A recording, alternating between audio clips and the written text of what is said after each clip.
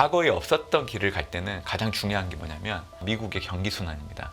경기 순환과 연동돼서 증시가 어느 정도까지 올라갈 수 있을지 추정을 할 수 있단 말이에요. 1854년도 이후로 미국의 경기 순환은 총 34번이 있었고요. 1980년도 이후에 미국이 경기 확장에 들어갔던 구간이 총 5번 있었는데 그때 평균적으로 S&P 500 지수가 75.5% 상승을 했어요. 올해 2월 이후, 그러니까 경기 확장 46개월이 진행되는 이후부터 경기 확장이 끝나는 시점까지 8,504포인트 정도 올라갈 수 있다는 값이 추정이 돼요. 8,504포인트. 그러니까 미국이 경기 확장이 들어가게 되면 평균적으로 85개월 진행이 됐거든요. 네. 7년 1개월 정도 진행이 된 거예요. 그래서 팬데믹 이후 구간에 적용을 해보면 이제 2027년 6월까지는 미국의 경기 확장이 계속 지속될 여지가 있다라고 추정을 할 수 있는 거죠. 대신증권 리서치센터 문남중 수석연구위원 모십니다. 안녕하세요. 안녕하세요. 네.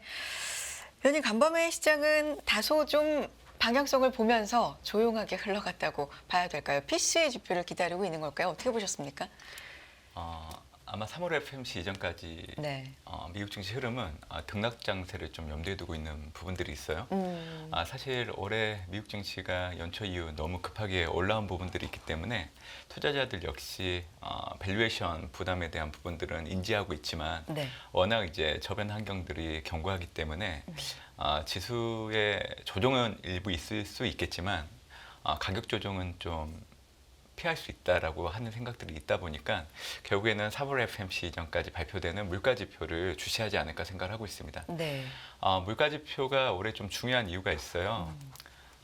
올해와 지난해를 좀 비교를 해보면 물가가 떨어지는 부분에서 좀 차이가 있는데 결국에는 이제 떨어지는 속도가 올해는 좀 만만해질 수 있다라는 겁니다. 근데 사실 이 부분을 금융시장에 참여하는 분들이 이제 인식을 좀 해야 되는데 그 인식할 수 있는 시그널이 올해 1월 물가지표를 통해서 확인되고 있다는 거죠. 그러니까 이런 부분들이 어떻게 보면 3월 FOMC 이전까지 좀 등락 장세가 이어질 수 있는 요인으로 작용할 수 있다라고 그렇게 좀 보고 있는 거고, 그렇기 때문에 이번 주 29일 발표되는 미국의 1월 PC, 근원 PC 결과 중요할 걸로 좀 보고 있고요. 3월 FOMC 이전에 발표되는 물가지표를 좀 더 말씀드리면 3월 12일 날 이제 미국의 2월 소비자 물가, 근원 소비자 물가 발표가 되고요. 14일 날 이제 미국의 2월 PPI 또 근원 PPI 발표가 예정되어 있고, 또 FOMC 직전에 예정되어 있는 물가 관련된 지표로서는 미시간대 3월 기대 인플레이션 결과가 15일 날 예정되어 있는 사항입니다. 네. 그렇기 때문에 3월 FOMC 이전에 발표되는 물가지표의 결과치를 예상을 해보면 동계라는 계절적인 특수성 때문에 전월보다는 조금 올라갈 여지도 있고 아니면 예상보다는 상회할 수 있는 결과, 아마 이 결과들은 지금 1월 소비자 물가 결과를 통해서 이미 시장이 확인하고 있고, 이로 인해서 이제 연준의 금리 인하 시점이 뒤처질 수 있다는 해석이 만연해지면서 시장의 변동성이 좀 커질 수 있는 부분으로 연결되고 있는 것 같아요. 물론 이제 과거의 변동성이라고 하면 급격하게 올랐기 때문에 올라온 만큼 떨어지는 걸 염두에 두실 수 있는데, 지금의 양상들은 오르면 떨어지고 약간 등락하는 형태로 좀 이어지고 있는 상황이기 때문에, 그래서 저는 3월 FOMC 이전에 발표되는 물가지표 결과들이 약간 등락 장세를 만드는 데 좀 영향을 줄 수 있는 부분들이 있고, 29일 발표되는 1월 PC, 근원 PC 예상치를 놓고 온다고 하면 전년 동월 대비로 각각 2.4, 2.8이에요. 전월치가 2.6, 2.9이기 때문에 지금 예상치는 전월보다는 좀 떨어지는 형태 예상되고 있기 때문에 이번 PC 결과가 예상대로만 나온다고 하면 오히려 시장에는 조기 금리 인하의 기대감들이 이제 6월이 아니라 5월로 좀 옮겨져 갈 수 있지 않을까 하는 그 확률감이 높아지는데 영향을 줄 수 있다라고 좀 보고 있습니다. 조기 인하 기대감이 다시 살아날 수 있다. 그런데 지금 현재로서는 그게 좀 많이 후퇴돼 있는 상황 아니겠습니까? CME 패드워치 2를 보면 네. 6월 달 처음 네. 금리 인하 시작을 하고요. 인하 횟수는 3번, 그리고 최종 정책 금리는 4.25에서 4.5. 네. 그러니까 연초 비교를 해보면 연준이 생각하고 있는 통화정책 수순과 시장이 생각하고 있는 통화정책 수순이 많이 가까워졌어요. 그러니까 어떻게 보면 변동성을 줄일 수 있는 좋은 요인이 될 수 있다라고 생각을 하고 있는데 결국 이 간극들은 3월 FMC를 통해서 좀 더 가까워지거나 아니면 다시 또 멀어지는 형태로 갈 수 있을 거로 좀 보고 있어요. 저는 3월 FMC는 의미가 있다라고 생각을 하고 있는데 그렇게 보는 이유는 올해 분명히 연준이 금리 인하를 단행을 합니다. 이 데이는 바뀌지가 않아요. 네. 근데 이제 시장의 문제는 좀 더 빨리 줬으면 좋겠다. 그러다 보니까 이제 시점을 가지고 논란들이 좀 있다고 생각을 하고 있는데 3월 같은 경우에는 이제 매 분기마다 수년 경제 전망이 발표가 되는데 올해 연준이 생각하고 있는 최종 정책 금리의 중위값 기존에는 4.6이었어요. 그리고 레인지 같은 경우에는 하단이 3.9.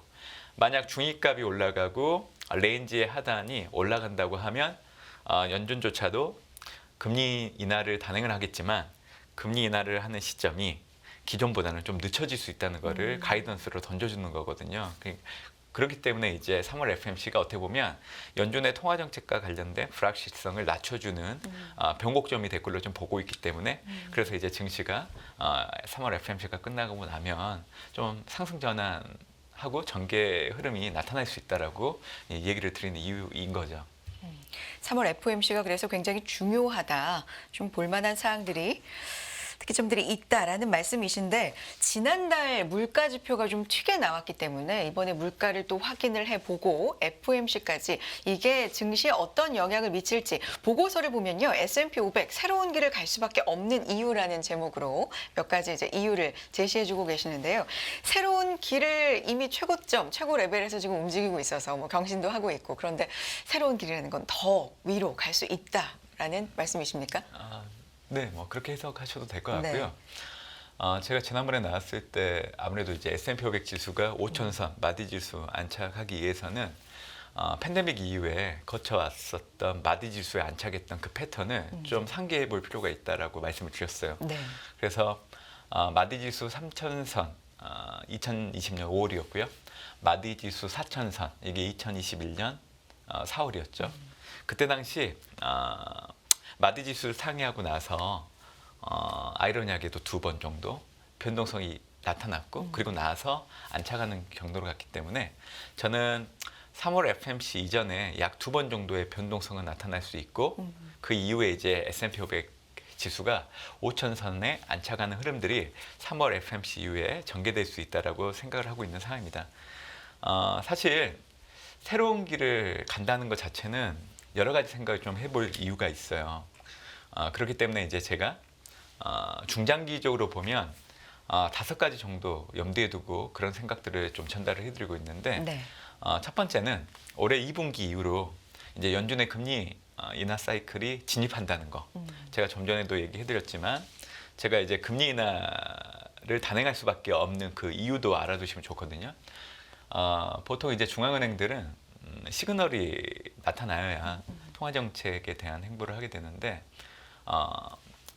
실질 중립금리, 그러니까 물가에 휘둘리지 않고 안정적인 경제 성장을 달성하는 데 이상적인 금리를 우리가 보통 실질 중립금리라고 얘기를 해요. 네. 이게 0.5입니다. 0.5. 이 0.5라는 숫자는 연준이 생각하는 이제 정책금리의 목표치, 그러니까 2.5 정도 돼요. 그리고 이제 연준이 생각하고 있는 물가 목표 안정치가 2%잖아요. 그러니까 2.5에서 2를 빼게 되면 0.5. 그러니까 이게 실질 중립금리가 되는 겁니다. 그리고 이제 또 하나 알아두셔야 되는 용어가 실질 정책금리예요. 정책금리보다는 물가가 하회할 경우에는 실질 정책금리가 양액값으로 바뀌었다고 얘기를 하게 되는데 네. 지난해 2월 달에 근원 PC를 기준으로 실질 정책금리가 양액값으로 바뀌기 시작을 했고 지난해 5월 달을 기준으로 4개 물가 CPI, 근원 CPI, PC, 근원 PC가 모두 실질 정책금리가 양액값으로 바뀌었기 때문에 그래서 지난해 7월 달에 연준이 금리 인상 중단을 할 수 있었던 거고 그렇기 때문에 올해 금리 인하를 단행할 수 있게 되는 겁니다. 그러니까 실질 정책금리가 실질 중립금리보다 지금 현재 상회하고 있는 상황이에요. 지난해 12월 PC를 기준으로 놓고 온다고 하면 2.9예요. 그러니까 실질 중립금리가 0.5라고 얘기해 드렸잖아요. 네. 0.5보다 2.9. 그러니까 이 상태가 계속 유지되고 있기 때문에 올해 연준이 금리 인하를 할 수 있다라고 얘기를 하는 겁니다. 그래서 저는 우선적으로는 연준의 금리 인하 단행이라는 대의가 바뀌지 않았다는 걸 얘기해 드리고 있고요. 네.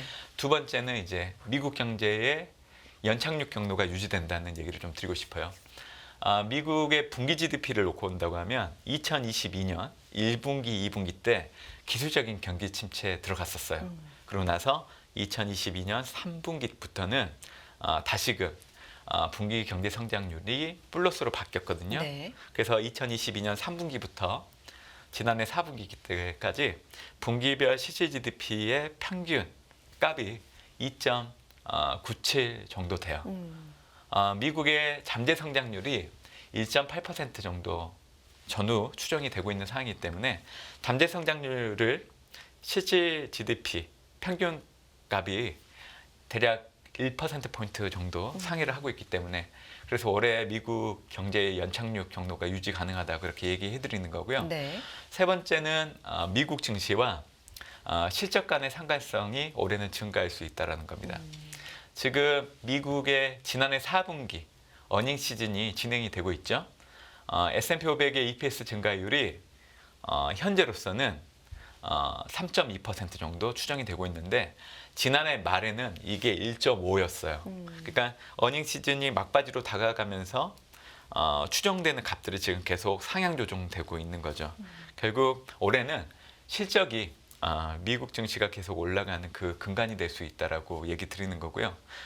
네 번째는 엔비디아 어닝 서프라이즈에서 확인하셨겠지만 가속 컴퓨팅과 AI 시장에 대한 시장이 성장할 수 있을지에 대한 우려들을 부식시켜 주는데 큰 영향을 끼쳤어요. 그렇기 때문에 AI 혁명을 이끌고 있는 미국 선호가 지속될 수 있다는 게 네 번째 이유고요.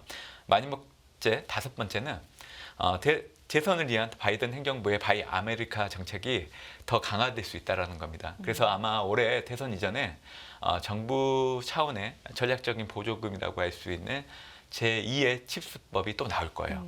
그렇기 때문에 이 다섯 가지를 놓고 온다고 하면 올해부터 미국 증시가 새로운 길을 갈 수밖에 없다라고 얘기해 드리는 거고요. 뭐 골드만삭스를 비롯해서 최근에 주요 IB들이 S&P 500의 올해 연간 상단을 계속 올리고 있거든요. 네. 그래서 최근에 5,300 정도까지 올려놓고 있는 것 같아요. 저 또한 지금 공식적으로는 5,300 정도 상단을 제시하고 있고 오버슈팅도 충분히 가능하다라고 얘기해드리고 있는데 과거에 없었던 길을 갈 때는 가장 중요한 게 뭐냐면 미국의 경기 순환입니다. 결국 경기 순환과 연동돼서 증시가 어느 정도까지 올라갈 수 있을지 추정을 할 수 있단 말이에요. 그래서 저는 이제 경기 순환을 가지고 최근에 좀 설명을 좀 많이 해드리고 있는데 미국의 경기 순환은 공식적으로 NBER이라고 정미경제연구소가 발표를 합니다. 네. 근데 좀 문제는 좀 시차가 있다라는 거예요. 그럼에도 불구하고 공식적인 기관이기 때문에 이 기관이 설명하고 있는 경기 순환을 좀 얘기해 드릴게요. 1854년도 이후로 미국의 경기 순환은 총 34번이 있었고요. 팬데믹 이후로 35번째 경기 순환이 진행이 되고 있는 거예요. 팬데믹 이후에 2020년 5월달 이후로 경기 확장이 시작됐는데 올해 1월달 기준으로 미국 경기 확장은 45개월째 진행이 되고 있어요. 네. 그래서 46개월째 진행되고 있는 게 지금 2월달이에요. 2월달. 그래서 과거 1980년도 이후에 미국이 경기 확장에 들어갔던 구간이 총 5번 있었는데 그때 평균적으로 S&P 500 지수가 75.5% 상승을 했어요. 그래서 올해 2월 이후, 그러니까 경기 확장 46개월이 진행되는 이후부터 경기 확장이 끝나는 시점까지 S&P 500 지수가 상승할 수 있는 확률이 이제 제가 75.5%라고 얘기해드렸잖아요. 그래서 올해 1월달 S&P 500 지수의 종가를 기준으로 적용을 해보면 S&P 500 지수가 미국의 경기 확장이 끝나는 그 이전까지는 8,504포인트 정도 올라갈 수 있다는 값이 추정이 돼요. 8,500. 4포인트. 네. 그러니까 그러니까 네. 예. 기간은 언제까지로 보는 거예요? 2027년 6월. 아, 그러니까 미국이 경기 확장이 들어가게 되면 평균적으로 85개월 진행이 됐거든요. 네. 7년 1개월 정도 진행이 된 거예요. 그래서 팬데믹 이후 구간에 적용을 해보면 이제 2027년 6월까지는 미국의 경기 확장이 계속 지속될 여지가 있다라고 추정을 할 수 있는 거죠. 그렇기 때문에 이제 그 기간 동안에 S&P 500 지수가 8,504포인트 정도까지 올라갈 수 있다라고 얘기해 드리는 거고, 한국의 코스피 역시 동일하게 좀 추정을 해보면 3,600선 정도까지는 충분히 올라갈 여지가 있다라는 겁니다. 그래서 올해 같은 경우에는 3월 FMC 이후를 염두에 두고 미국 대선 이전까지 미국 증시가 계속 올라간다고 하면 사실 코스피 지수 역시 올해 지수대가 하단이 계속 올라갈 여지는 있다라고 얘기를 드리고 있는 상황이에요. 그리고 이제 한국 같은 경우에는 반도체 민감도가 상당히 큰 국가이기 때문에 반도체 가격이 지난해 10월 이후로 계속 상승하고 있다는 것도 긍정적인 요인이라고 생각할 수 있는 부분들이 있고요. 그래서 저는 앞으로 미국 증시 그리고 기타 국들의 증시가 어느 정도까지 올라갈지에 대해서 전망을 하실 때는 이제는 경기 순환이 상당히 중요한 시점이 됐기 때문에 해당되는 국가의 경기 확장이 어느 정도까지 이어질지에 대한 부분들 좀 관심을 가지셨으면 좋겠다 생각하고 있고요. 또 하나 말씀드리고 싶은 거는 실적이에요. 실적.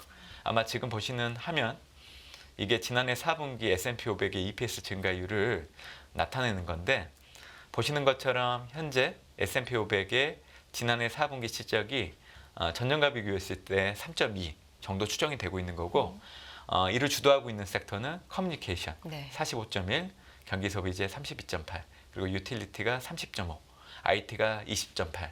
그러니까 지난해 올해 미국 증시를 주도하고 있는 섹터가 변함이 없는데, 지난해 같은 경우에는 연준의 통화 정책 이 부분이 이제 주가가 올라가는 유일한 요인이었고요. 이제 올해 같은 경우에는 이미 주가에 반영됐다고 보고 있기 때문에 좀 전에 말씀드렸던 경기 그리고 지금 얘기 드리고 있는 이 실적이 올해 미국 증시가 추가적으로 올라갈 수 있는 동인이 될 수 있다라고 좀 얘기를 드리고 있고, 또 우리 투자자분들이 좋아하시는 성장주에 들어가는 섹터들, 뭐 커뮤니케이션, 뭐 IT, 또 경기 소비재 이런 것들은 앞으로도 계속 상승할 여력이 상당히 높은 섹터라는 거를 좀 얘기를 좀 많이 드리고 있습니다. 아니 지금 쭉 논리를 이제 제가 끊지 않고 쭉 들어봤는데, 지금 주요 IB들에서 제시하는 S&P 500 올해 목표치 같은 경우는 좀 높은 곳, 가장 높은 곳이 5,400 정도 수준인데 수석님께서 5,300 정도 좀 네. 제시를 해주고 계시고, 굉장히 놀라운 숫자가 나왔습니다. 2027년 6월까지는 S&P 500 8,500을 넘어설 수도 있다. 네, 라는 말씀이시잖아요.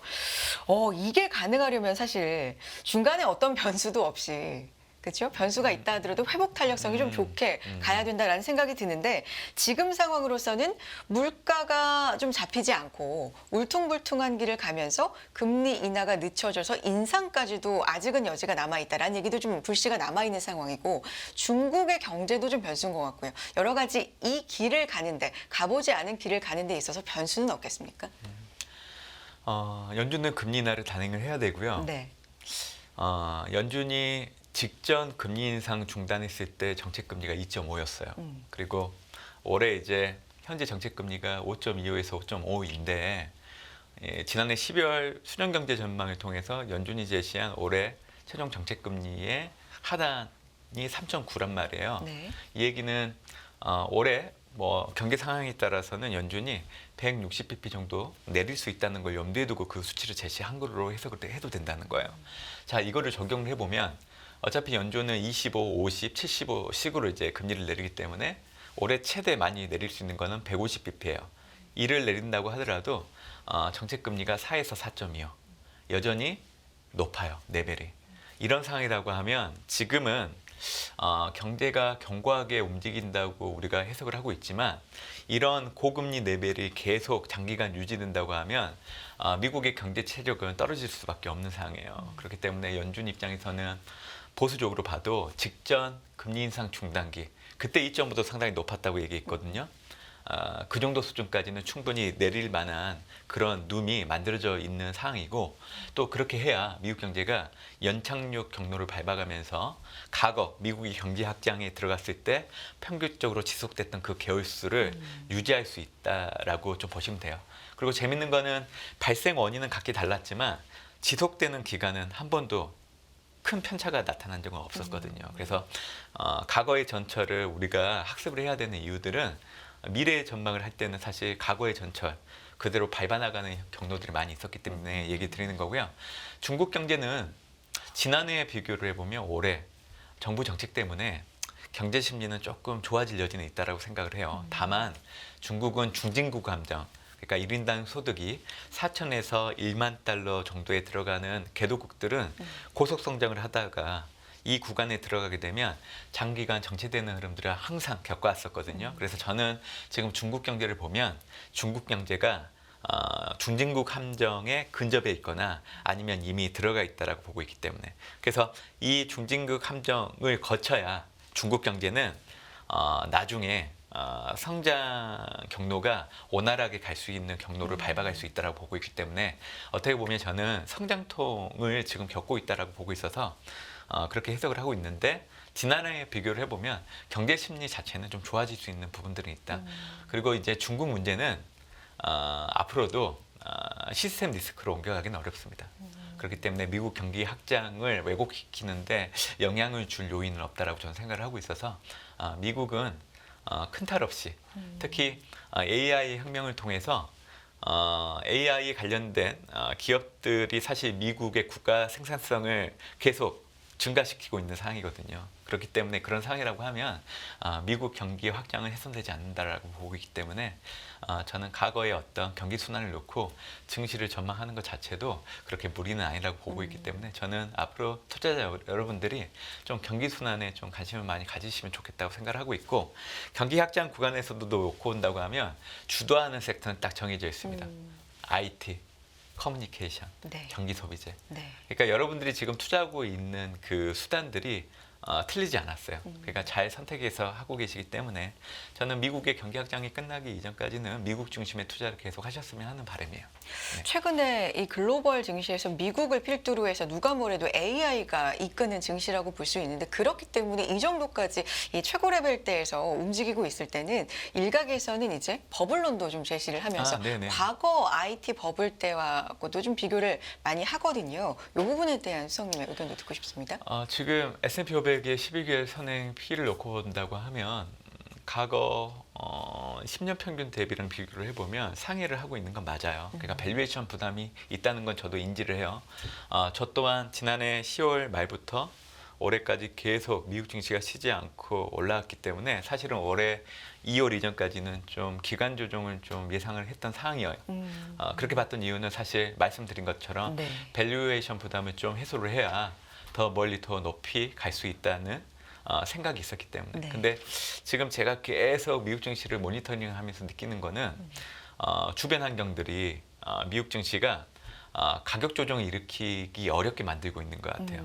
그러니까 유럽 같은 경우에도 ECB가 금리 인하를 할 수 있다는 기대로 인해서 사상 최고치를 보이고 있고 일본은 사실 펀더멘탈만 놓고 본다고 하면 엔화 약세가 나오면 안 되는데 미국 연준 영향으로 엔화 약세, 일본 증시가 계속 올라가는 형태, 중국 역시 양해를 기점으로 정책이 계속 나오고 있는 흐름들 이런 사항들이 전반적으로 놓고 본다고 하면 리스크온 심리들이 계속 유지되는데 영향을 좀 미치고 있고 또 투자자들 입장에서는 포모 현상 본인이 다른 투자자와 비교했을 때 좀 뒤처질 수 있다는 생각이 만연하다 보니까 자꾸만 살려고 하는 그런 수급적인 요인들도 있는 네. 것 같고 그래서 이런 환경들을 전반적으로 놓고 온다고 하면 분명히 조정은 일어날 수 있다고 제가 얘기해드렸어요. 3월 FMC 이전까지 물가지표 결과가 연준의 금리 인하 시점이 뒤처지는 결과로 해석이 일어난다고 하면 하락할 수 있는 요인이 될 수 있지만 그게 급하게 올라온 만큼